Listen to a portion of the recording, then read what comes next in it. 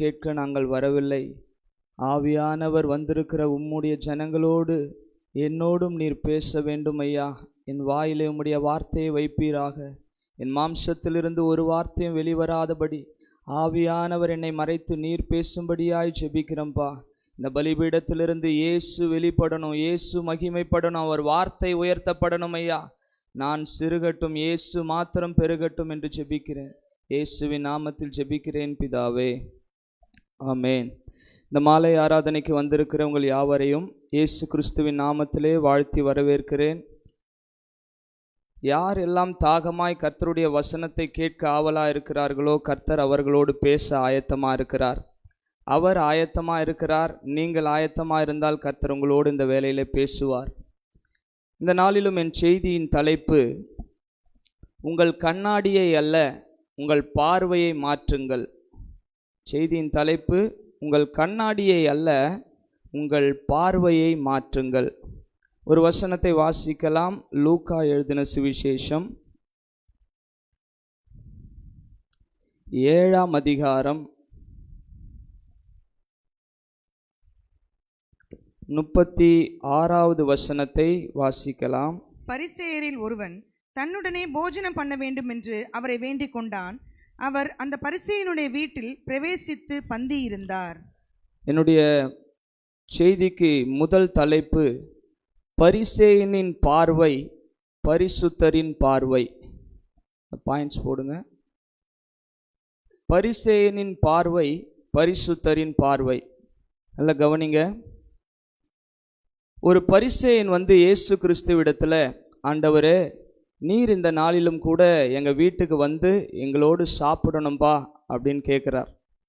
இயேசு கிறிஸ்து சொல்கிறார், சரிப்பா நான் உங்கள் வீட்டுக்கு வந்து உன்னோடு சாப்பிட்றேன் அப்படின்னு சொல்லி அவரோடு கூட போகிறார். அவர் வீட்டில் போன பிறகு தொடர்ந்து வாசிங்க 37 அப்பொழுது அந்த ஊரிலிருந்த பாவியாகிய ஒரு ஸ்திரீ அவர் பரிசேயன் வீட்டில் பந்தி இருக்கிறதை அறிந்து ஒரு பரணியில் பரிமள தைலம் கொண்டு வந்து அவருடைய பாதங்களின் அருகே பின்னாக நின்று அழுது கொண்டு அவருடைய பாதங்களை தன் கண்ணீரினால் நனைத்து தன் தலைமயிரினால் துடைத்து அவருடைய பாதங்களை முத்தம் செய்து பரிமள தைலத்தை பூசினாள். ஒரு பாவியான ஸ்திரீ இயேசுடைய பாதத்தில் உட்கார்ந்து கண்ணீரால பாதத்தை நினைத்து பரிமள தைலத்தை அவர் தலையில ஊற்றி தன் தலைமயிரினால் அவர் பாதத்தை துடைத்து கொண்டிருக்கிறார். இந்த சம்பவத்தை நீங்கள் கற்பனை பண்ணி பாருங்க. இயேசு ஒரு வீட்டில் சாப்பிட போயிருக்கிறார். அங்கே எல்லாரும் உட்கார்ந்துருக்கிறாங்க. ஒரு பெண் இது போல காரியங்களை செய்யும் பொழுது அந்த பரிசேயன் தன் உள்ளத்திலே ஒரு காரியத்தை யோசிக்கிறான். 39வது வசனம். அவரை அழைத்த பரிசேயன் அதை கண்டபோது, இவர் தீர்க்கதரிசியா இருந்தால் தம்மை தொடுகிற ஸ்திரீ இன்னாள் என்றும் இப்படிப்பட்டவள் என்றும் அறிந்திருப்பார். இவள் பாவியா இருக்கிறாளே என்று தனக்குள்ளே சொல்லிக் கொண்டான். அவன் வெளியே சொல்லல, தனக்கு உள்ளே சொல்லிக் கொண்டான். அந்த பரிசேயனின் பார்வை எப்படி இருந்தது அப்படின்னா, நல்லா கவனிங்க. இந்த செய்தி என்னுடைய வாழ்க்கையை மாற்றினது. கர்த்தர் கட்டாயம் உங்கள் வாழ்க்கையில் ஒரு மாற்றத்தை கொடுப்பார் என்பதை நான் விசுவாசிக்கிறேன். இதை நீங்கள் தாழ்மையாய் கவனிக்கும்படி உங்கள் அன்பாய் கேட்கிறேன். நல்லா கவனிங்க. பரிசேயன் இப்போ பார்க்குறாரு, ஒரு பெண் பாவியான ஸ்திரீ, அவள் இயேசுடைய பாதத்தில் உட்கார்ந்து அழுது கொண்டு தன் தலைமயிரினால் அவர் பாதத்தை துடைத்து கொண்டு பரிமள தைலத்தை ஊற்றி கொண்டிருக்கிறத பார்த்த உடனே இவன் உள்ளத்தில் யோசிக்கிறான், இவர் ஒரு தீர்க்கதரிசியாக இருந்தா இவருக்கு தெரியாதா? தம்மை தொடுகிறவள் இன்னாள் என்று அவளுக்கு தெரியாதா அப்படின்னு சொல்லி தன் உள்ளத்தில் அந்த பொண்ணுடைய பாவத்தை குறித்து யோசிக்கிறான். இப்போ இயேசுநாதர் மனுஷன் முகத்தை பார்க்கிறான், கர்த்தரோ இருதயத்தை அறிந்தவர். இப்போ இருதயத்தை அறிந்தவர் சொல்கிறாரு, சீமோன், அவனுடைய பேர் சீமோன். இந்த கதையை நான் ஷார்ட்டாக சொல்லிடுறேன். சீமோனே, உனக்கு ஒரு காரியம் சொல்லணும்பா அப்படின்றார். சொல்லுங்க ஆண்டவரே. ஒரு ஊரில் 2 பேர் இருந்தாங்க. ஒருத்தன், வாசிங்க இந்த வசனத்தை வாசிங்களேன், 41வது வசனம். அப்பொழுது அவர், ஒருவனிடத்தில் 2 பேர் கடன் பட்டிருந்தார்கள். 2 பேர் கடன் வாங்கியிருந்தாங்க. ஒருவன் 500 வெள்ளிக்காசும் 500 வெள்ளிக்காசு, மற்றவன் 50 வெள்ளிக்காசும் கொடுக்க வேண்டியதா இருந்தது. கொடுக்க அவர்களுக்கு நிர்வாகம் இல்லாத போது இருவருக்கும் கடனை மன்னித்து விட்டான். இப்படி இருக்க அவர்களில் எவன் அவனிடத்தில் அதிக அன்பாயிருப்பான், அதை சொல் என்றார். ஆண்டவர் கேட்குறாரு, 2 பேர் கடன் வாங்கியிருந்தாங்க. ஒருத்தன் 500 வெள்ளிக்காசு, மற்றவன் 50 வெள்ளிக்காசு. இப்போ அந்த எஜமான் 2 பேருக்கும் நான் மன்னிச்சிட்டேன்னு சொல்லிட்டாரு. யார் இதில் அதிகமாக அன்பு கூறுவா அப்படின்னு ஆண்டவர் கேட்கும்போது அந்த சீமோன் சொல்கிறாரு, யாருக்கு அதிகமாய் மன்னிக்கப்பட்டதோ அவன்தான் ஆண்டவரே. அப்படி சொன்ன உடனே சொல்கிறார், சூப்பர்ப்பா, கரெக்டாக சொன்னேன் அப்படின்னு சொல்லிட்டு அந்த ஸ்திரீயிடமாய் திரும்பி ஆண்டவர் சொல்கிறாரு, இவள் செய்த அநேக பாவங்கள் மன்னிக்கப்பட்டது. ஹல்லேலூயா, ஹல்லேலூயா. இந்த தலைப்பிலிருந்து நாம் என்ன கற்றுக்கொள்ள போகிறோம்? பரிசேயனின் பார்வை, பரிசுத்தரின் பார்வை. அந்த பரிசேயன் அந்த பெண்ணுடைய தவறுகளை பார்க்குறான். அவள் ஒரு விபச்சாரம் பண்ணுற ஒரு ஸ்திரீ, அவள் ஒரு பாவியான ஸ்திரீ. இப்படிப்பட்ட பாவியை நீங்கள் உங்கள் பாதத்தில் உட்கார வச்சிருக்கிறீங்களே அப்படின்னு சொல்லி அவன் பார்க்குறான். நான் இயேசு அவளை அவருடைய இரத்தத்தினாலே கழுவி பாவம் மற உன் பாவங்கள் மன்னிக்கப்பட்டது. அவருடைய பார்வை எப்படி இருந்ததுன்னா, நல்லா கவனிங்களேன், அவன் அந்த பெண்ணுடைய குற்றத்தை பார்க்குறான். இப்போ இயேசு சொல்கிறாரு, நீ அந்த பெண்ணுடைய குற்றத்தை பார்க்குறப்பா, அவளிடத்தில் இருக்கிற தவறை பார்க்குற, நான் உன்னுடைய தவறை எடுத்து சொல்கிறேன், கவனிப்பான்றார். வாசிங்க 44வது வசனம். ஸ்திரீயிடமாய் திரும்பி சீமோனை நோக்கி, இந்த ஸ்திரீயை பார்க்கிறாயே, நான் உன் வீட்டில் பிரவேசித்தேன், நான் உன் வீட்டுக்கு வந்தம்பா, நீ என் கால்களுக்கு தண்ணீர் தரவில்லை, நீ என் காலுக்கு தண்ணீர் தரவில்லை. உன்னிடத்துல ஒரு குறை. ஆண்டவர் சொல்றாரு பாருங்க, அவங்கிட்ட என்னென்ன குறை இருக்குதுன்றதை காட்டுறாரு பாருங்க. வாசிங்க. இவளோ கண்ணீரினால் என் கால்களை நனைத்து தன் தலைமயிரினால் அவைகளை துடைத்தாள். நீ என்னை முத்தம் செய்யவில்லை, நான் உங்க வீட்டுக்கு வந்தேன், நீ ஒரு முத்தம் கூட எனக்கு கொடுக்கவில்லை. இவளோ நான் உட்பிரவேசித்தது முதல், நான் உள்ளே பிரவேசித்தது முதல் என் பாதங்களை ஓயாமல் முத்தம் செய்தாள். நீ என் தலையில் எண்ணெய் பூசவில்லை, நீ என் தலையில எண்ணெய் கூட பூசல. இவளோ என் பாதங்களில் பரிமள தைலம் பூசினாள். அவள் பரிமள தைலத்தையே பூசுறா. ஹல்லேலூயா. அவனுடைய பார்வை அவளுடைய குற்றங்களை பார்க்குது. ஆண்டவர் சொல்றார், நீ மற்றவர்கள் குற்றத்தை பார்க்கிறத விடுப்பா, உன்னிடத்துல எவ்வளவு குற்றம் இருக்குதுன்னு நான் சொல்றேன். கர்த்தருடைய பார்வை இப்படிதாங்க. ஆண்டவர் ஒரு மனுஷனை பார்க்கும் பொழுது குற்றங்களை பார்க்கிறதே இல்லை. நீங்கள் நல்லா யோசித்து பாருங்கள். ஆண்டவர் எனக்கு உணர்த்தின ஒரு காரியம், நான் எவ்வளவோ பாவங்கள் செய்திருக்கிறேன். என்னுடைய பாவங்கள், என்னுடைய அக்கிரமங்கள் உங்களுக்கு தெரிஞ்சால் நீங்கள் என்னை நேசிக்க மாட்டீங்க. ஆனால் ஆண்டவர் என்னுடைய சகல பாவங்களும் அறிந்து நான் உன்னை நேசிக்கிறேன்னு சொல்கிறார். ஹல்லேலூயா. ஒரு மனுஷனுடைய தப்பு இன்னொருத்தருக்கு தெரிய வந்தால் நம்ம அவங்கள விட்டு தூரம் போக பார்ப்போம். அவங்கக்கிட்ட நம்ம பேசுகிறத நிற்பாட்டிடுவோம். அவங்களுடைய தவறுகளை பார்த்தாவே நம்ம இருதயத்தில் இவங்கெல்லாம் இப்படி அப்படின்னு சொல்லி நம்ம மனசில் நினைப்போம். ஆண்டவர் நம்முடைய எல்லா பாவங்கள் அவர் அறிந்திருந்து கூட, நாம் பாவி என்று தெரிந்திருந்தும் கூட, நாம் செய்த எல்லா பாவங்களும் அவர் அறிந்திருந்து கூட அவர் சொல்றார், நான் உன்னை நேசிக்கிறேன். ஹல்லேலூயா. அதுதான் அவருடைய இருதயம், அதுதான் அவருடைய இருதயம். ஆண்டவர் சொல்றார், இன்றைக்கு அந்த இருதயத்தை கர்த்தர் நம்மிடத்தில் எதிர்பார்க்கிறார். அந்த பரிசேயனுடைய இருதயம் அவளுடைய பாவத்தை பார்க்குது. ஆண்டவர் சொல்றாரு, அவளுடைய பாவத்தை நீ பார்க்காத மகனே, ஒரு நிமிஷத்தில் அவள் எல்லா பாவத்தையும் மன்னிக்க நான் வல்லவரா இருக்கிறேன். ஹல்லேலூயா. அந்த வசனத்தை சொல்றாரு பாருங்களேன், 47வது வசனம். ஆதலால் நான் உனக்கு சொல்லுகிறேன், இவள் செய்த அநேக பாவங்கள் மன்னிக்கப்பட்டது. ஒரு நிமிஷத்துல தேவன் எப்பேற்பட்ட பாவியாயிருந்தாலும் அவனை மன்னிக்க அவர் வல்லவராய் இருக்கும் பொழுது நாம் யார் ஒரு மனுஷனை நியாயம் தீர்க்கிறதற்கு? ஹல்லேலூயா. ஆண்டவருடைய ஒரு சுபாவம் இதாங்க. பல நேரங்களில் நம்ம சில பேரை பார்த்து நம்ம இருதயத்தில் நம்ம நியாயம் தீர்க்கிறோம். இவங்க இப்படி, இவங்க சரியில்லை, இவங்க ஜீவியம் இப்படி, இவங்க இப்படி ட்ரெஸ் பண்ணுறாங்க, இவங்க இப்படி பேசுகிறாங்க, இவங்க குறைகளையே பார்க்குறோம். ஒரு மனுஷனை பார்க்கும்போது நம்ம உள்ளத்தில் என்ன வருது? அவங்கள பற்றி குறைகள் தான் வருது. ஆண்டவர் சொல்கிறார், அவங்க குறையை பார்க்காதப்பா, நான் உன் குறையை பார்த்தா உன்னை நான் பயன்படுத்த முடியாது, உன்னை நான் ஆசீர்வதிக்க முடியாது. யோசித்து பாருங்கள், ஆண்டவர் நம்முடைய குறைகளை பார்த்துருந்தா இந்த இடத்துல நம்ம உட்கார்ந்துருக்க முடியுமா? நம்முடைய குறைகள் எல்லாவற்றையும் அவர் பார்க்காததுனால தான் நம்மளை தலை நிமிர்ந்து உயர்த்தி வைத்திருக்கிறார். நம்முடைய எல்லா பாவங்களையும் அவர் முதுகுக்கு பின்னாடி எரிந்ததுனால தான் அவர் எப்படி பார்க்குறாருன்னா, நம்ம ஒரு பாட்டு பாடுறோம் இல்லையா, பாவம் செய்யாத ஒரு மகனை போல பார்க்கிறார் பரமபிதா எப்படி பார்க்கிறாருன்னா இயேசுவின் ரத்தத்தின் வழியா ஒருத்தரை பார்க்கிறார். பிதா நம்மளை பார்க்கும்பொழுது எப்படி பார்க்கிறாருன்னா நம்முடைய பாவத்தை பார்க்கல, இயேசுவை முதலாவது பார்க்கிறார். இயேசுவை பார்க்கும்போது இயேசு இவனுக்காக ரத்தம் சிந்திருக்கிறார். அந்த ரத்தத்தினால் அவர் பார்க்கும் பொழுது நம்மிடத்துல ஒரு பாவத்தையும் அவர் பார்க்கிறதே இல்லை. ஹல்லேலூயா, ஹல்லேலூயா. இப்போ நாம் ஏன் மனுஷனை பார்க்கும் பொழுது அவனை குற்றவாளியா பார்க்கணும்? நாம் ஏன் ஒரு பாவி என்று அவர்களை நியாயம் தீர்க்கணும்? எந்த பாவியா இருந்தாலும் இயேசு கிறிஸ்து மன்னிக்க வல்லவர். ஹல்லேலூயா.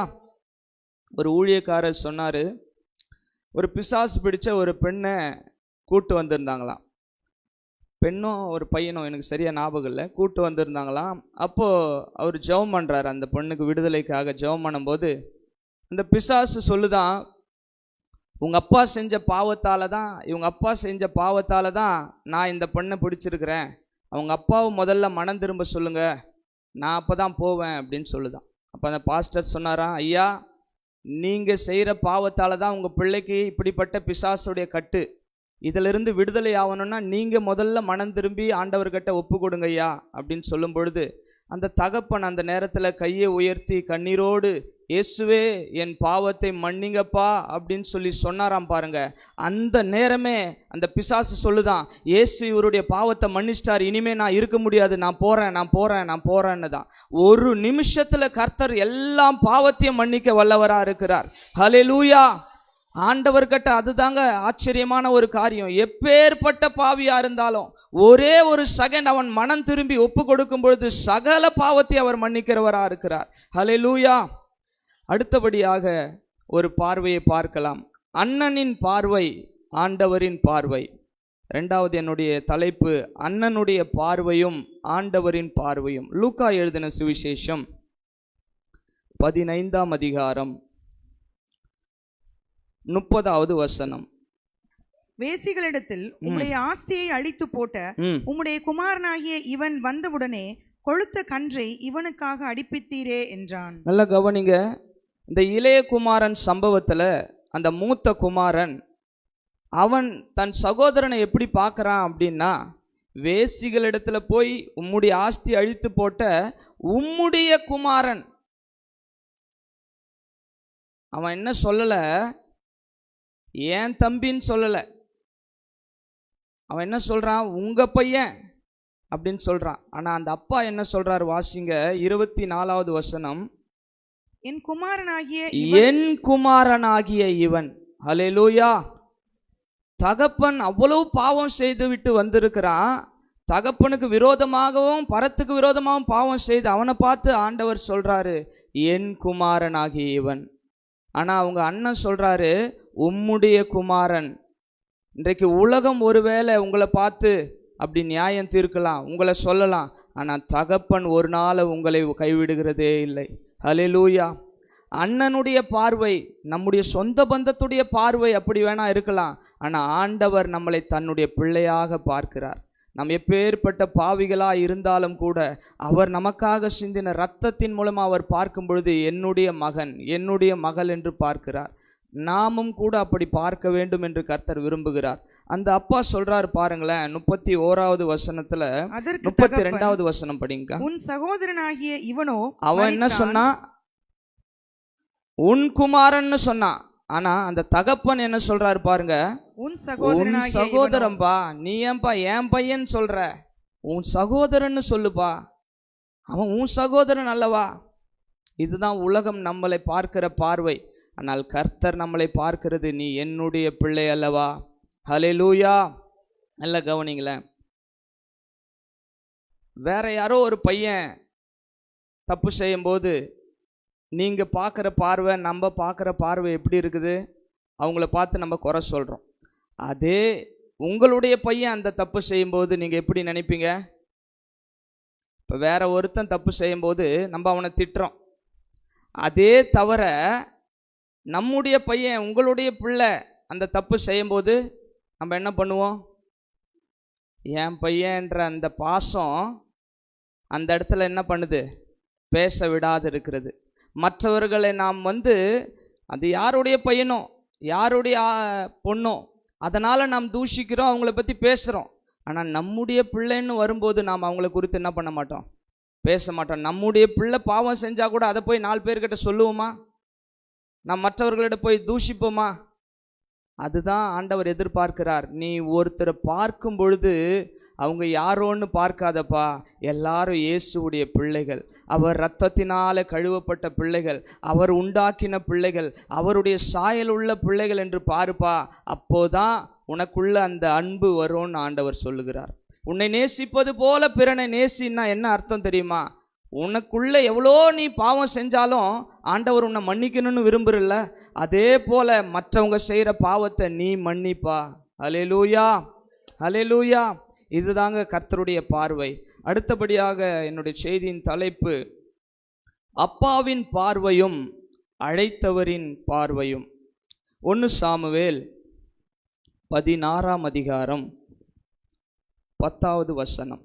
1 சாமுவேல் 16 10வது வசனம். இப்படி ஈசாய் தன் குமாரரில் 7 பேரை சாமுவேலுக்கு முன்பாக கடந்து போக பண்ணினான். பின்பு சாமுவேல் ஈசாயை பார்த்து, கர்த்தர் இவர்களில் ஒருவனையும் தெரிந்து கொள்ளவில்லை என்று சொல்லி, உன் பிள்ளைகள் இவ்வளவுதானா என்று ஈசாயை கேட்டான். போதுங்க, இந்த வசனம் பாருங்க. ஈசாய் தகப்பனுடைய பார்வை எப்படி இருக்குதுன்னா, இவன் நல்ல வாட்டம் சாட்டமா இருக்கிறான், இவனை ராஜாவா மாத்துங்க. தகப்பனுடைய பார்வை அந்த மூத்த பையனை ராஜாவா மாத்துங்க. சரி, மூத்த பையனும் இல்லையா, அடுத்த பையனை என்ன பண்ணுங்க, ராஜாவா மாத்துங்க. தகப்பனுடைய பார்வை அப்படி இருக்கிறது. ஆனால் அழைத்தவரின் பார்வை எப்படி இருக்கிறது என்றால், அற்பமாய் எண்ணப்பட்ட தாவீதை அவர் பார்க்கிறவராயிருக்கிறார். நான் அவனை அழைத்திருக்கிறேன். உலகத்தில் நம்ம குடும்பத்தில் ஒருவேளை நம்மளை இப்படி நினைக்கலாம், ஆனால் ஆண்டவர் சொல்லுகிறார், நான் உன்னை அழைத்திருக்கிறேன், நான் உன்னை பெயர் சொல்லி அழைத்திருக்கிறேன். எப்போ இந்த உலகம் ரிஜெக்ட் பண்ணுதோ அப்போ தான் கர்த்தர் செலக்ட் பண்ணுறார். ஹல்லேலூயா. அதுதான் அவர்கிட்ட இருக்கிற ஸ்பெஷலே. உலகம் எப்போ ரிஜெக்ட் பண்ணி அனுப்புதோ அப்பொழுது தான் கர்த்தர் அவனை செலக்ட் பண்ணுறவராக இருக்கிறார். ஏன்னா வேதம் சொல்லுகிறது, தேவன் ஞானிகளை வெட்கப்படுத்தும்படி பைத்தியங்களை தெரிந்து கொள்ளுகிறார். ஏன் பைத்தியங்களை தெரிந்து கொள்ளுகிறார் என்றால், அவருக்கு இருக்கிற குணமே அதுதான். நீ யாரை பைத்தியம் நினைக்கிறியோ உனக்கு முன்பாக நான் அவனை ஞானியாய் மாற்றுவேன். நீ யாரை அற்பமாக பேசுறியோ அவனுக்கு முன்பாக அவனை நான் உனக்கு முன்பாக உயர்த்துவேன் என்று கர்த்தர் சொல்லுகிறார். ஹல்லேலூயா. ஆண்டவர்கிட்ட இருக்கிற ஒரு குணம் நீங்கள் பைபிளில் பார்த்தீங்கன்னா, ஒருத்தரை குறை சொன்னாவே ஆண்டவருக்கு பிடிக்கிறது இல்லை. யாரை குறை சொல்கிறாங்களோ குறை சொல்கிறவன் பக்கத்திலிருந்து இவர் சப்போர்ட் பண்ணுறார். இப்போ அந்த பரிசேயன் அந்த பாவியான ஸ்திரியை குறை சொன்னார் இல்லையா, ஆனால் அந்த பாவியான ஸ்திரீக்கு என்ன பண்ணுறாரு, சப்போர்ட் பண்ணுறவராக இருக்கிறார். யோசித்து பாருங்கள், இதில் என்ன ரகசியம்னா, இப்போ அந்த பரிசேயன் அந்த பாவியான ஸ்திரியை குறை சொல்லிட்டார். அந்த பாவியான ஸ்திரீயுடைய எல்லா பாவத்தையும் ஆண்டவர் மன்னிச்சிட்டார். ஆனால் இந்த பரிசேயனுடைய பாவம் என்ன பண்ணப்படலை, மன்னிக்கப்படலை. ஹல்லேலூயா. இதிலிருந்து நாம் ஒரு காரியத்தை கற்றுக்கொள்ளணும். நாம் இருதயத்தில் கூட மற்றவங்கள நியாயம் தீர்க்கக்கூடாது. நம்ம ஒருவேளை மற்றவங்கள நியாயம் தீர்க்கிறோன்னா அவங்களுடைய பாவத்தை ஆண்டவர் ஒரு நிமிஷத்தில் மன்னித்து அவங்கள பிள்ளையாக ஏற்றுக்கொள்ளுவார். ஆனால் நம்ம நியாயம் தீர்த்தோம் இல்லையா, அந்த நியாய தீர்ப்புக்கு நமக்கு பதில் உண்டாகும்.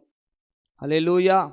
ஆண்டவர் சொல்லுகிறார், நீ யாரையும் உன் இருதயத்தில் நியாயம் தீர்க்காத மகனே, யாரையும் நீ அற்பமாய் பார்க்காத மகனே. கர்த்தர் நம்மளை ஆசீர்வதிக்க விரும்புகிறார். இதற்கு இந்த காரியங்கள் தடையா இருக்குதுன்னு ஆண்டவர் சொல்றார். ஹல்லேலூயா.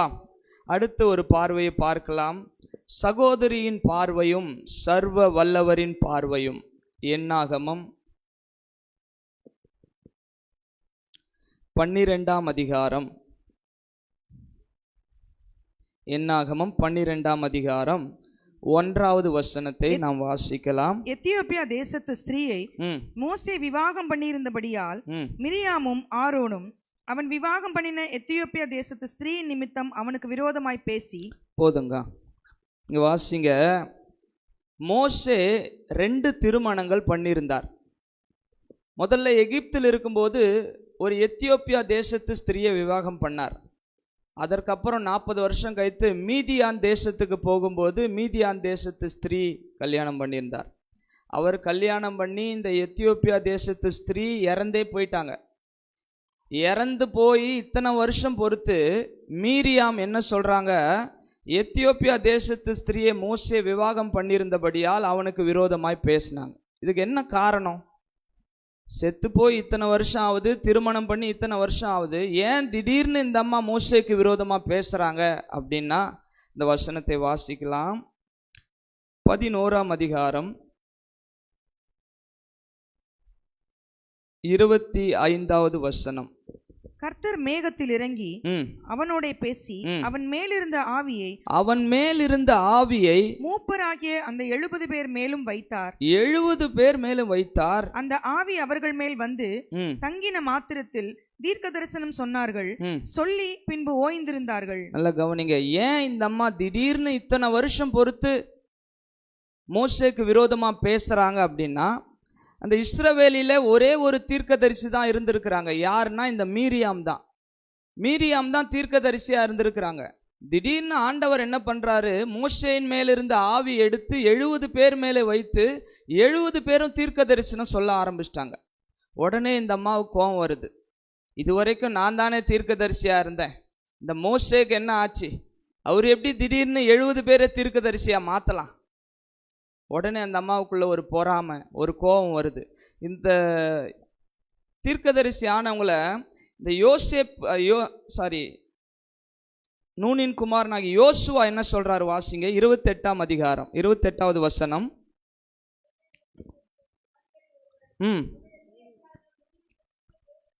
யோசுவா என்ன சொல்றாரு வாசிங்களேன். என் ஆண்டவனாகிய மோசேயே அவர்களை தடை பண்ணும் என்றார். அவங்கள தடை பண்ணுங்க. அவங்க எப்படி தீர்க்க தரிசனம் சொல்லலாம்? இதுவரைக்கும் உங்க சகோதரி தானே தீர்க்க தரிசனம் சொல்லிட்டு இருந்தாங்க, அவங்கள தடை பண்ணுங்க அப்படின்னு யோசுவா சொல்றாரு. ஆனா அந்த தகப்பனுடைய இருதயத்தை பாருங்க. மோசே அதுக்கு சொல்றாரு 29, நீ எனக்காக வைராக்கியம் காண்பிக்கிறாயோ? கர்த்தருடைய ஜனங்கள் எல்லாரும் தீர்க்க தரிசனம் சொல்லத்தக்க கர்த்தர் தம்முடைய ஆவியை அவர்கள் மேல் இறங்க பண்ணினால் நலமாயிருக்குமே என்றான். அதாங்க தகப்பனுடைய இருதயம். எல்லாரும் தீர்க்க தரிசனம் சொன்னா எவ்வளவு நல்லா இருக்கும், எல்லாரும் ஆண்டவருக்காக எழும்பினா எவ்வளவு நல்லா இருக்கும். நான் மாத்திரம் பயன்படுறது இல்லையே, நான் மாத்திரம் ஆராதனை செய்யறது இல்லையே, நான் மாத்திரம் தீர்க்க தரிசனம் சொல்றது இல்லையே, எல்லாரும் ஆண்டவர் பிள்ளைகள், எல்லாரையும் ஆண்டவர் பயன்படுத்தினா எவ்வளவு நல்லா இருக்கும். அதுதான் மோசேயுடைய இருதயம். கர்த்தர் இன்றைக்கு சொல்லுகிறார், அந்த இருதயத்தை நமக்கு தேவை என்று கர்த்தர் சொல்லுகிறார். ஹல்லேலூயா. நம் சபையிலா இருக்கட்டும், யாரா இருக்கட்டும், வெளியா இருக்கட்டும், யாரை கர்த்தர் பயன்படுத்தினாலும் அதில் நாம் சந்தோஷப்பட வேண்டுமே தவிர அதை பார்த்து நாம் ஒரு நாளும் பொறாமைப்படக்கூடாது. ஹல்லேலூயா. ஏனென்றால் கர்த்தர் எந்த மனுஷனையும் பிரகாசிக்க பண்ணுகிற மெய்யான ஒளி என்று வேதம் சொல்லுகிறது. ஹல்லேலூயா. ஒரு காலத்துல பவுலை பார்த்து எல்லாரும் எவ்வளவு சபையை துன்பப்படுத்துறான். இப்ப நம்ம சொல்றோம், RSS காரர்கள் சபையை துன்பப்படுத்துறாங்களே, பிஜேபி காரர்கள் துன்பப்படுத்துறாங்களே இப்படின்னு நம்ம சொல்றோம், அவங்களுக்கு விரோதமா பேசுறோம். அதுல ஒருவேளை மோடி ரட்சிக்கப்பட்டா எப்படி இருக்கும்? அதுபோலதான் சவுல் அன்றைக்கு ரட்சிக்கப்பட்டு இருக்கிறார். கர்த்தர் எந்த மனுஷனையும் மாற்ற அவர் வல்லவரா இருக்கிறார். அன்னைக்கு எல்லாரும் இந்த சவுலுக்கு பயந்தாங்க, சவுலுக்கு விரோதமா பேசினாங்க. ஆண்டவர் பார்த்தாரு, மகனே, நீ எனக்கு விரோதமா எவ்வளவு செய்தாலும் ஒரு நாள் வரப்போகிறது, எனக்காக நீ இரத்த சாட்சியாய் மரிக்க போகிறாய். இதுதான் கர்த்தருடைய பார்வை. நம்ம துன்பப்படுத்துறவனை பார்க்கும்போது அவன் சீக்கிரமா அழியணும் ஆண்டவரே, அவன் நிர்மூலம் ஆகணும் ஆண்டவரேன்னு நம்ம நினைக்கிறோம். ஆனா ஆண்டவர் சொல்றார், அவன் ரட்சிக்கப்பட்டு அவன் எனக்காக வைராக்கியமா எழும்புவான்னு கர்த்தர் சொல்றார். ஹல்லேலூயா. கர்த்தருடைய பார்வை என்னன்னா, எல்லா மனுஷரும் ரட்சிக்கப்பட வேண்டும், ஒருவரும் கெட்டு போவது அவருடைய சித்தம் அல்ல. அது யாரா இருந்தாலும், குடிகாரனா இருக்கட்டும், கொலைகாரனா இருக்கட்டும், விபச்சாரக்காரனா இருக்கட்டும், எப்பேற்பட்ட பாவியா இருந்தாலும் அவன் ரட்சிக்கப்பட்டு அந்த பரலோக ராஜ்யத்துக்கு வரணுன்றது தான் அவருடைய இருதயமா இருக்கிறது. கர்த்தர் இன்னைக்கு அந்த இருதயத்தை நம்மிடத்துல எதிர்பார்க்கிறார். ஹல்லேலூயா. நம்ம ஒரு இந்து ஆட்களை பார்க்கும்போது நம்ம அவங்கள பிசாசுன்னு நினைக்கிறோம். அப்படி அல்ல. ஆண்டவர் பார்வையில் அந்த ஆத்துமாவை ரட்சிக்கப்படணுமே. ஹல்லேலூயா. நம்ம ஒரு இஸ்லாமியனை பார்க்கும்போது அவன் நமக்கு விரோதமா பேசுறான்னு நினைக்கிறோம். இல்லை, இயேசு சொல்றார் அவங்களும் ரட்சிக்கப்படணுமே. அந்த இருதயத்தை கர்த்தர் நம்மிடத்தில் எதிர்பார்க்கிறார். இன்றைக்கு ஏன் அந்த மீரியாம் அவங்க அண்ணனுக்கு விரோதமா பேசுனாங்கன்னா பொறாமை. இதுவரைக்கும் ஆண்டவர் என்னதான் பயன்படுத்தி இருந்தாரு, இந்த மோசே திடீர்னு 70 பேர் மேல ஆவியை வச்சு எல்லாரையும் தீர்க்கதரிசியா மாத்திட்டாரேன்னு சொல்லி பொறாமப்படுறாங்க. அந்த சகோதரியின் பார்வை அப்படி இருந்தது. ஆனா சர்வ வல்லவருடைய பார்வை எப்படிப்பட்டது தெரியுமா? அதே 12ஆம் அதிகாரம் 5வது வசனத்திலிருந்து வாசிங்க. கர்த்தர் மேகத்தூணில் இறங்கி கூடார வாசலிலே நின்று ஆரோனையும் மிரியாமையும் கூப்பிட்டார். அவர்கள் இருவரும் போனார்கள். அப்பொழுது அவர், என் வார்த்தைகளை கேளுங்கள். உங்களுக்குள்ளே ஒருவன் தீர்க்கதரிசியா இருந்தால் கர்த்தராகிய நான் தரிசனத்தில் என்னை அவனுக்கு வெளிப்படுத்தி சொப்பனத்தில் அவனோடே பேசுவேன். என் தாசனாகிய மோசேயோ ஆண்டவருடைய பார்வை பாருங்க. என் தாசனாகிய மோசேயோ அப்படிப்பட்டவன் அல்ல. என் வீட்டில் எங்கும் அவன் உண்மை உள்ளவன். நான் அவனுடன் மறைபொருளாக அல்ல முகமுகமாகவும் பிரத்யட்சமாகவும் பேசுகிறேன். அவன் கர்த்தரின் சாயலை காண்கிறான். இப்படி இருக்க நீங்கள் என் தாசனாகிய மோசேக்கு விரோதமாய் பேச உங்களுக்கு பயமில்லாமல் போனதென்ன என்றார். நல்லா கவனிங்க. இந்த அம்மா ஒரு தீர்க்கதரிசி தான். இந்த அம்மாவையும் கர்த்தர் பயன்படுத்தினார் தான். ஆனா இவர்கள் மோசேக்கு விரோதமா பேசின உடனே ஆண்டவர் மோசேக்காக வைராக்கியம் பாராட்டுகிறார். ஹல்லேலூயா. நம்ம எந்த ஊழியக்காரருக்கு விரோதமாகவும் பேசக்கூடாதுங்க. சில பேர் இன்னைக்கு தீர்க்க தரிசனத்தை அற்பமாய் பேசுகிறார்கள். வரங்கள் வல்லமை ஊழியங்களை அற்பமாய் பேசுகிறார்கள். நம் யாரையும் அற்பமாய் பேசுவதற்கு நாம் தகுதியானவர்கள் அல்ல. ஏன் சொல்றேன்னா, இந்த வரங்கள் வல்லமை இந்த ஊழியங்கள் எல்லாவற்றையும் ஏற்படுத்தினவர் கர்த்தர். சிலரை அப்போஸ்தலராகவும் சிலரை போதகராகவும் சிலரை சுவிசேஷகராகவும் சிலரை மேய்ப்பராகவும் இப்படி ஏற்படுத்தினவர் ஆண்டவர். சில பேர் நான் தரிசனம் பார்த்தேன் அப்படின்னு சொன்னா அதை நம்புறதில்லை. அவங்களுக்கு விரோதமா பேசுறது. எனக்கு கிடைக்காத ஒன்று மற்றவர்களுக்கு கிடைக்கும் போது அதை குறித்து நான் தூஷிக்க கூடாது. எல்லாமே வேதத்தில் இருக்குது. 12 வரங்கள் வேதத்தில் இருக்கிறது தானே. 9 வரங்களும் வேதத்தில் இருக்கிற வரங்கள் தானே. இந்த வரங்கள் செயல்படும் போது அதை குறித்து அற்பமாக பேசுகிறாங்க. ஆண்டவர் எதை குறித்து நீங்கள் அற்பமாக பேசுகிறீங்களோ அதற்கான ஆசீர்வாதம் உங்கள் வாழ்க்கையில் தடைப்படும். எலிசா சொல்கிறாரு, நாளைக்கு இந்நேரத்தில் கழுதையின் அந்த தலை குறைந்த விலைக்கு விற்கப்படும், பஞ்சம் மாறும், இப்படியெல்லாம் மாறும்னு சொல்லும்போது ஒருத்தன் சொல்கிறான், வானத்தை திறந்தா கூட இது நடக்காது. அப்போ ஆண்டவர் சொல்கிறாரு, இது நடக்கும்போது நீ உயிரோடு இருக்க மாட்ட. இதிலிருந்து என்ன தெரியுதுன்னா, நாம் யாரை குறித்து அற்பமாக நினைக்கக்கூடாது, அற்பமாய் பேசக்கூடாது. ஊழியர்களுக்கு விரோதமாக, தீர்க்கதரிசிகளுக்கு விரோதமாக, போதகர்களுக்கு விரோதமாக நாம் பேசும் பொழுது ஆண்டவர் அதை உறுதிப்படுத்துவார். அந்த ஆசீர்வாதத்தில் நமக்கு பங்கு இல்லாமல் போயிடும். இது பிசாசுடைய ஒரு தந்திரம். இன்னைக்கு அந்நிய பாஷையை குறித்து அநேகர் அற்பமாய் பேசுகிறார்கள். நான் ஒரு காலத்தில் அப்படி தான் நினச்சேன், அற்பமாக நினச்சேன். அந்நிய பாஷெல்லாம் இல்லை, சும்மா இவங்களா பேசுகிறாங்க, என்ன இவங்க சும்மா குதிக்கிறாங்க அப்படின்னு நினச்சேன். ஆண்டவர் என்ன தொட்டார். அதுக்கப்புறம் தான் தெரியுது இது உண்மைதான், சும்மா குதிக்கலை இவங்க. நம்ம யாரையும் அற்பமாக நினைக்கக்கூடாது. ஹல்லேலூயா. நம்ம யாரை இருதயத்தில் அற்பமாய் நினைக்கிறோம், எந்த காரியத்தை குறித்து நாம் பேசுகிறோமோ கர்த்தர் ஒரு நாளைக்கு அந்த காரியத்தை நம்மளையே செய்ய வைப்பார். ஹல்லேலூயா. ஆண்டவர்கிட்ட இருக்கிற ஒரு ஸ்பெஷாலிட்டி இன்னொன்று என்ன தெரியுமா? இப்போ நான் ஒருத்தரை பார்த்து, இவங்க சரியாக ஜெபமே பண்ண மாட்டுறாங்க, எப்போ பார்த்தாலும் தூங்குறாங்க, இவங்கெல்லாம் எதுக்கு சர்ச்சுக்கு வரணும், இந்தம்மா எப்போ வந்தாலும் தூங்குறாங்களே அப்படின்னு சொல்லி நான் உள்ளத்தில் நினைக்கிறேன். யாருக்கிட்டையும் சொல்லலை, உள்ளத்தில் நான் நினைக்கிறேன். ஒரு நாள் வரும்போது என்ன பண்ணுவாருன்னா, நான் உட்காந்து தூங்கிட்டு இருப்பேன். என்னை பார்த்து ஒருத்தர் நினைப்பாங்க, இந்த தம்பின்னா எப்போ வந்தாலும் தூங்குறாரு. ஏன் அப்படி நடக்குது அப்படின்னா, நாம் எதை நியாயம் தீர்க்கிறோமோ அதையே பிசாசு நம்மளை கொண்டு செய்ய வைப்பான்.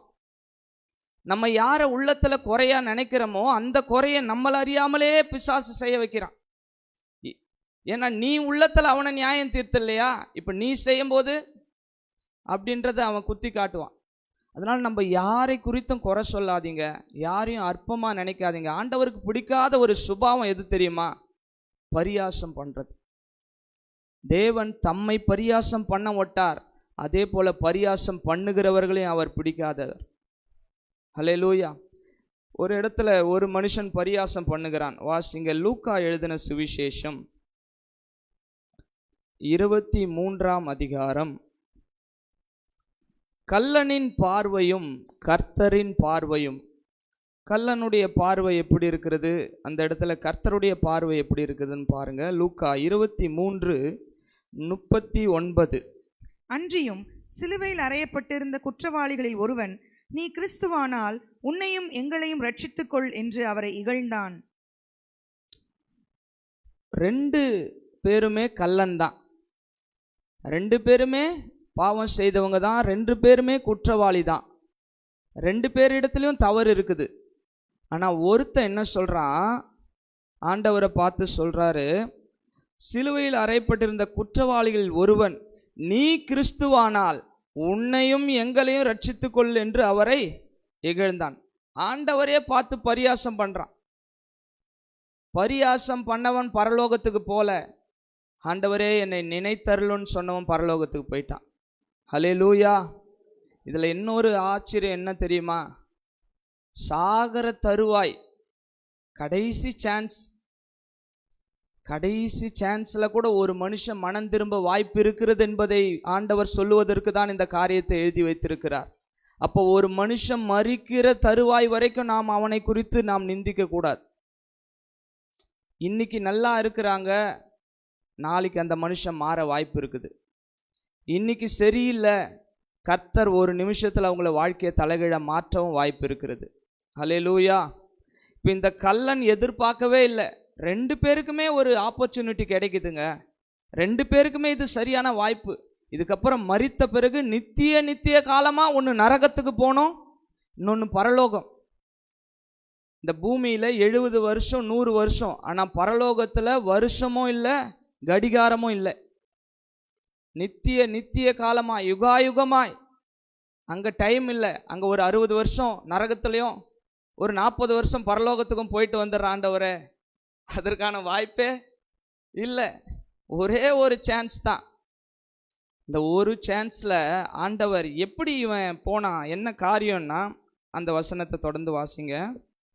மற்றவன் அவனை நோக்கி, நீ இந்த ஆக்கினைக்குட்பட்டவனா இருந்தும் தேவனுக்கு பயப்படுகிறது இல்லையா? நாமோ நியாயப்படி தண்டிக்கப்படுகிறோம். நம்ம நியாயப்படி தண்டிக்கப்படுறோம்பா. நாம் நடப்பித்தவைகளுக்கு தக்க பலனை அடைகிறோம். நம்ம செஞ்ச பாவத்துக்கான பலனை தான் நம்ம இப்ப அனுபவிக்கிறோம். இவரோ தகாதது ஒன்றையும் நடப்பிக்கவில்லையே என்று அவனை கடிந்து கொண்டு இயேசுவை பார்த்து, ஆண்டவரே நீர் உம்முடைய ராஜ்யத்தில் வரும்போது அடியேனை நினைத்தருளும் என்றார். இயேசு அவனை நோக்கி இன்றைக்கு நீ என்னுடனே கூட ஹல்லேலூயா பரதீசில் இருப்பாய் என்று மெய்யாகவே உனக்கு சொல்லுகிறேன். ஹல்லேலூயா ஹல்லேலூயா. பாருங்க, பரியாசம் பண்ணவன் அவன் மரித்து போனான். பாவியாகி என்மேல் கிருபையாயிரும் என்று கேட்டவன் பரதேசுக்கு போனான். ஹல்லேலூயா. இதுதான் ஆண்டவர் இருக்கிற பெஸ்ட் கேரக்டரே அதுதான். இப்போ நீங்கள் ஒருத்தரை பரியாசம் பண்ணுறீங்க. இந்த ஆண்டவர் ஒரு ஊமையை சொல்கிறார் இல்லையா, 2 பேர் ஜபாலயத்துக்கு போய் ஜெபம் பண்ண போகிறாங்க. ஒருத்தன் சொல்கிறான், நான் அவனை போல இல்லை ஆண்டவரே, அவன் சர்ச்சுக்கு வந்தால் தூங்குவான், ஆனால் நான் தூங்க மாட்டான் ஆண்டவரே. அவன் சர்ச்சுக்கு வந்தால் பாட்டு பாட மாட்டான், ஆனால் நான் பாடுவான் ஆண்டவரே. அவன் சர்ச்சுக்கு வந்து ஒரு ஊழியமும் செய்ய மாட்டான், ஆனால் நான் ஊழியம் செய்வான் ஆண்டவரே. அவன் தசம்பாங்க கொடுக்கறதில்ல, அவன் காணிக்க கொடுக்கறதில்ல, அவன் ஆராதிக்கிறதில்ல, அவன் உங்களை தேடுறதே இல்லை, ஆனால் நான் அவனை போல இல்லை ஆண்டவரே. கரெக்டாக தசம்பாங்க கொடுக்குறேன், கரெக்டாக ஜெபம் பண்ணுறேன், கரெக்டாக ஊழியம் செய்கிறேன் அப்படின்னு சொன்ன உடனே ஆண்டவர் சொல்கிறாரு, அவன் அல்ல, இவனே நீதிமானாய் போனானா. ஹல்லேலூயா. அதாவது இதெல்லாம் செய்யணும், ஆனால் இது செய்கிறதுனால மற்றவங்களை அற்பமாக நினைக்கக்கூடாது. நாம் ஜெபிக்கணும், வேதம் வாசிக்கணும், கர்த்தரை ஆராதிக்கணும், கர்த்தரை தேடணும், ஊழியம் செய்யணும், தசம்பாகம் கொடுக்கணும், காணிக்க கொடுக்கணும், எல்லாம் செய்யணும். இதை செய்கிறதுனால நாம் நீதிமான் அல்ல, இயேசுவின் ரத்தம் நம்மை நீதிமானாய் மாற்றிருக்கிறது. ஹல்லேலூயா. நம்முடைய கிரியைகளினால் நாம் நீதிமானாக்கப்படுறது இல்லைங்க, இயேசுடைய கிருபையினால நாம் நீதிமானாக்கப்பட்டிருக்கிறோம். ஹல்லேலூயா. அந்த கிருபை அவர்களுக்கு கிடைக்கும் என்றால் அவர்களையும் கர்த்தர் நீதிமானாய் மாற்ற வல்லவர். ஒருத்தரை பார்க்கும்பொழுது நீங்கள் அவங்கள குறையா நினைக்காதீங்க, அவங்களுக்காக ஜெபம் பண்ணுங்க. ஆண்டவரே, இவங்களிடத்தில் இந்த குறையை நான் பார்க்கிறேன், அந்த குறையை நீங்கள் தான்பா மாற்ற முடியும். ஏன்னா என்னிடத்தில் இருந்த குறையை நீர் மாற்ற வல்லவர் என்றால் அவர்களிடத்தில் இருக்கிற குறையும் நீர் மாற்ற வல்லவர். ஹல்லேலூயா, ஹல்லேலூயா. கடைசியா ஒரு காரியத்தை பார்த்து நாம் முடிச்சிடலாம். சவுலின் பார்வை, தாவீதின் பார்வை. 1 சாமுவேல் 18ஆம் அதிகாரம் 1 சாமுவேல் 18ஆம் அதிகாரம் 7வது வசனத்தை நாம் வாசிக்கலாம். அந்த ஸ்திரீகள் ஆடி பாடுகையில் சவுல் கொன்றது 1000, தாவீது கொன்றது 10000 என்று முறைமுறையாக பாடினார்கள். அந்த வார்த்தை சவுலுக்கு விசனமாயிருந்தது. சவுலுக்கு விசனமாயிருந்தது. அவன் மிகுந்த எரிச்சல் அடைந்து தாவீதுக்கு 10000, தாவீதுக்கு 10000, எனக்கோ 1000 கொடுத்தார்கள். எனக்கு 1000 ரூபாய், தாவீதுக்கு 10000 ரூபாய் கொடுத்திருக்கிறீங்களே, இன்னும் ராஜாங்கம் மாத்திரம் அவனுக்கு குறைவா இருக்கிறது என்று சொல்லி அந்நாள் முதற்கொண்டு சவுல் தாவீதை காய்மகாரமாய் பார்த்தான். நல்ல கவனிங்க, இந்த பாட்டு பாடந்து யாரு? தாவீதா. இந்த பாட்டு பாடந்து யாருங்க? அங்க இருக்கிற ஜனங்க. சவுல் யார் மேல கோவப்பட்டிருக்கணும்? ஒரு காலத்துல தாவீது இல்லாததுக்கு முன்னாடி சவுல் ராஜா வாழ்க, சவுல் ராஜா வாழ்கன்னு பாடினீங்க. இப்போ என்னை விட ஒருத்தன் நல்லா முன்னேறி வந்த உடனே தாவீது வாழ்க, தாவீது வாழ்க அப்படின்னு பாடுறீங்களே அப்படின்னு சொல்லி யார் மேல கோவப்பட்டிருக்கணும்? அவங்க மேல சொல்லியிருக்கணும். என்ன ஒரு காலத்துல புகழ்ந்தீங்க, இப்ப தாவீதை புகழுறீங்களான்னு அவர் நினைச்சிருந்தா பரவாயில்ல. ஆனா சம்பந்தமே இல்லாத பிசாசுடைய தந்திரம் அதுதான். சம்பந்தமே இல்லாத தாவீது மேல அவன் காய்மகாரமாய் பார்க்க வைத்தான். அல்லேலூயா, அல்லேலூயா. கடைசியாக நான் சொல்லுகிற ஒரு காரியம் என்ன என்றால், சவுலுடைய பார்வை என்ன புகழணும், என்ன எல்லாரும் உயர்த்தணும், என்னை எல்லாரும் மேன்மைப்படுத்தணும்னு இருந்துச்சு. நான் தாவீதுடைய பார்வை, நான் அல்ல, கிறிஸ்துவே மகிமைப்பட வேண்டும், இயேசு ஒருவரே மகிமைப்பட வேண்டும். நான் இயேசுவின் நாமத்தில் வருகிறேன், சேனைகளின் கர்த்தருடைய நாமத்தில் வருகிறேன், நான் அல்ல, இயேசு மகிமைப்படணும்னு தாவீது நினைக்கிறார். ஹல்லேலூயா. ஆண்டவர் நமக்கு கடைசியாக சொல்லுகிற ஒரு வார்த்தை, நாம் உயர்த்தப்படணும், நம்மளை எல்லாரும் பெருமையா பேசணும், நம்மளை எல்லாரும் புகழ்ந்து பேசணும்னு ஒரு நாளும் நினைக்காதீங்க. என்னை அல்ல, இயேசு என் மூலமாய் மகிமைப்பட வேண்டும். உங்களை பார்க்கிறவர்கள் உங்கள் நற்கிரியைகளை கண்டு பிதாவை மகிமைப்படுத்தணும்னு ஆண்டவர் சொல்றார். எந்த இடத்துல நீங்க வாசித்து பார்த்தீங்கன்னாலும் ஏசப்பா அற்புதம் செய்வாரு, உடனே அடுத்த வசனம் போட்டிருக்கோம், ஜனங்கள் தேவனை மகிமைப்படுத்தினார்கள். ஹல்லேலூயா. அதை தான் ஆண்டவர் நமக்கு சொல்றார். உங்கள் நற்கிரியைகளை பார்த்து உங்களை பெருமையா பேசுறதுக்கு இல்லப்பா, உங்களை பயன்படுத்தினது இயேசு கிறிஸ்து. நம்மை பயன்படுத்துகிறவர் கிறிஸ்து தான். நம்மளை ஆண்டவர் தான் பயன்படுத்துறார். நல்லா பாடுறோமா, அது அவர் கொடுத்த கிருபை. ஆமென். நல்ல பிரசங்கம் பண்றோமா, அது அவரால் வந்தது. நல்ல ஜெபம் பண்றோமா, அது அவரால் வந்தது. நல்ல சுவிசேஷம் சொல்றோமா, அது அவரால் வந்தது. அவர் கிருபையை எடுத்துட்டா நம்ம ஒன்றுமே இல்லை. ஹல்லேலூயா, ஹல்லேலூயா. சுந்தரமையா ஒரு தரிசனம் பார்த்தாராம். தாமஸ் ராஜ் ஐயா இதை சொல்லியிருந்தாங்க. என்னன்னா, ஆண்டவரே, நான் எவ்வளவோ ஊழியங்களை செய்திருக்கிறேன், எத்தனையோ பேர் என் மீட்டிங் மூலமா ரட்சிக்கப்பட்டிருக்கிறாங்க, எத்தனையோ பேர் தொடப்பட்டிருக்கிறாங்க, இப்படியெல்லாம் செய்திருக்கிறேனே ஆண்டவரே அப்படின்னு சொல்லும்போது அவர் சொன்னாராம், இதுக்கு நான் தானப்பா கிருபை கொடுத்தேன், என் கிருபை இல்லைன்னா நீ இப்படி பயன்பட்டிருக்க முடியுமா? நான் சொல்றது புரியுதுங்களா? நான் இவ்வளோ செஞ்ச ஆண்டவரே, என் மூலமா இவ்வளோ பேர் ரட்சிக்கப்பட்டிருக்கிறாங்க ஆண்டவரே. இதுக்கு ஆண்டவர் சொல்றாரு, நான் கிருபை கொடுத்ததுனால தான் இவ்வளோ பேர் ரட்சிக்கப்பட்டாங்க, நான் கிருபை கொடுத்ததுனால தான் இந்த ஊழியம் வளர்ந்துருக்கிறது, என்னுடைய கிருபை தான் உன்னை பயன்படுத்துகிறது. ஹல்லேலூயா. அதனால தான் பவுல் பார்த்து ஆண்டவர் சொல்றாரு, என் கிருபை உனக்கு போதும், இந்த கிருபை தான் உன்னை பயன்படுத்துங்க மகனே. இந்த வரங்கள் வல்லமை, நீ பரலோகத்துக்கே போயிட்டு வந்தாலும் அந்த காரியத்தை குறித்து மேன்மை பாராட்டாத, நான் உனக்கு கிருபை கொடுக்கிறேன், அந்த கிருபை உன்னை பயன்படுத்த வல்லமை உள்ளதா இருக்கிறது. கண்களை மூடி ஜெபிக்கலாமா? இந்த நாளில் ஆண்டவர் எதிர்பார்க்கிறாரு, உங்கள் இருதயத்தில் நீங்க யாரையாகிலும் நியாயம் தீர்த்திருந்தா இந்த வேளையில், ஆண்டவரே, நான் பல நேரங்களில் பலருடைய பாவத்தை பார்த்து, தவற பார்த்து, வேலை செய்கிற இடத்துலையோ, படிக்கிற இடத்துலையோ, வீடுகள்லையோ நான் மற்றவங்களை குற்றவாளியாக தீர்த்திருக்கிறேன்ப்பா. இவங்க இவ்வளோ பாவம் செய்கிறாங்க, இவங்க சரியில்லை, இவங்க இப்படி இருக்கிறாங்கன்னு நான் நியாயம் தீர்த்தது உண்மைதான். என் இருதயத்தில் அவங்கள நான் இந்த வேலையில் மன்னிக்கிறேன், நீங்கள் எனக்கு மன்னித்தது போல நானும் அவங்கள மன்னிக்கிறேன். எல்லாம் ஒரு நிமிஷம் நீங்கள் ஜெபம் பண்ணுங்க. கட்டாயம் கர்த்தர் இந்த வேலையில் ஒரு விடுதலையை கொடுக்க விரும்புகிறார். நம்ம மற்றவர்களை இருதயத்தில் நியாயம் தீர்த்தது கர்த்தருடைய சமூகத்தில் இருக்கிறது. அதுதான் நம்முடைய ஆசீர்வாதத்துக்கு தடையா இருக்கிறது என்று கர்த்தர் சொல்லுகிறார். ஓ ரபாலா ஷகதி அந்துனமா ரமலா ஒரே பேரே சிக்கி மௌதோ ரபாலா சிக்கா பௌரி அந்தனமா. எல்லாம் ஜெபிங்க, எல்லாம் ஜெபம் பண்ணுங்க. ஆண்டவரே, என் இருதயத்தில் நான் மற்றவர்களை குற்றவாளியாக தீர்த்திருப்பேன், ஆனால் இந்த வேளையில் எனக்கு தயவாய் மன்னிங்கப்பா. நான் ஆண்டவரே இனிமேல் என்னுடைய பார்வை மாறட்டும் ஆண்டவரே. இயேசு எப்படி ஒரு மனுஷனை பார்க்கிறாரோ அப்படி நான் பார்க்க உதவி செய்யுங்கப்பா. எந்த பாவத்திலே செய்திருந்தாலும், எப்பேற்பட்ட பாவியா இருந்தாலும், இயேசு அவர்களை மன்னிக்க வல்லவர் என்பதை அறிந்து எல்லாரையும் நேசிக்கிற ஒரு இருதயத்தை எனக்கு தாங்கப்பா. ஆண்டவரே, எனக்கு விரோதமாய் பேசினாலும், எனக்கு விரோதமாய் ஆண்டவரே குற்றம் சொன்னாலும் நான் அவர்களை மன்னிக்கிறேன் ஆண்டவரே. இயேசு எப்படி அந்த தகப்பன் அந்த பிள்ளையை மன்னித்தாரோ அப்படியே நானும் மற்றவர்களை மன்னிக்கிறேன். ஆண்டவர் எதிர்பார்க்கிற ஒரு காரியம், நீங்க மற்றவர்களை பாவி என்று நியாயம் தீர்த்து மன்னிக்காம இருந்தீங்கன்னா இந்த வேளையில ஆண்டவர் சொல்லுகிறார், நீங்க மற்றவர்களுக்கு மன்னித்தால் உங்கள் பாவங்களை பரமபிதா மன்னிக்க வல்லவராய் இருக்கிறார். எல்லாம் ஜெபிங்க, ஒரு 2 நிமிஷம் மாத்திரம் நீங்க ஜெபம் பண்ணுங்க. இந்த வார்த்தைக்கு ஒப்பு கொடுத்து ஜெபிக்க வேண்டும் என்று கர்த்தர் விரும்புகிறார். நீங்க ஒப்பு கொடுக்கும் பொழுது உங்களுடைய ஆசீர்வாத தடைகள் எல்லாம் கர்த்தர் மாற்ற வல்லவராக இருக்கிறார். உங்களுக்குள்ள இருக்கிற அபிஷேகம் பெருகுவதை நீங்கள் பார்ப்பீர்கள். ஓ ரபாலா சேகேரே துராபாலா சந்தனமலா பரபாலா ஓரே கேதுராபாலா சந்தேரே மேரே பேரே கேதுராபாலா ஏகே மராதுராபாலா சங்கேரி அந்துனமலா. ஆண்டவரே, பரிசுத்தவான்களுக்கு விரோதமாக, ஊழியக்காரர்களுக்கு விரோதமாக என் இருதயத்திலே நான் அவர்களை நியாயம் தீர்த்திருந்தால் இந்த வேளையில் எனக்கு தயவாய் மன்னிங்கப்பா.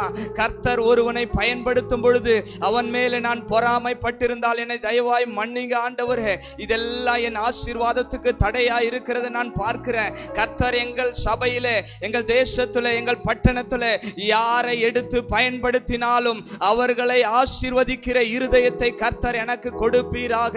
அவர்களை பயன்படுத்துகிற தேவன் என்னையும் பயன்படுத்த வல்லவர் என்பதை நான் அறிந்து இருக்கிறேன் ஐயா. இயேசு ராஜா, நீர் மாத்திரம் பெருகணும் அப்பா, நீர் மாத்திரம் உயர்த்தப்படணும் ஆண்டவரே. நான் என்னை பற்றி மற்றவர்கள் பெருமையாய் பேச வேண்டும் என்று நினைக்காதபடி என் மூலமாய் இயேசு இயேசு இயேசு அவர் கிருபைதான் என்னை பயன்படுத்துகிறது. அவர் கிருபைதான் என்னை ஆசீர்வதித்திருக்கிறது. அவர் கிருபைதான் எனக்கு தாளந்துகளை கொடுத்திருக்கிறது. அவர் கிருபைதான் என்னை உயர்த்துகிறது. அவர் கிருபைதான் இதுவரைக்கும் என்னையும் என் குடும்பத்தையும் நடத்துகிறது ஆண்டவரே.